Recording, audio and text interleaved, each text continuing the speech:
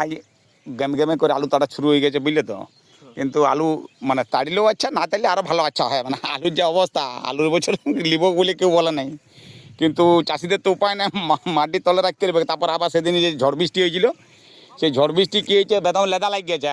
দেখো আমার সেবক পিছিয়ে তাড়িছে দূরে, দেখতে পাচ্ছ অবস্থাটা বুঝো বুঝলে। উপায় নাই কোনো, কারণ যদি না তাড়িছ মাটির তলে তো রইবে না, লেদা বাবু ধরিয়ে গেছে।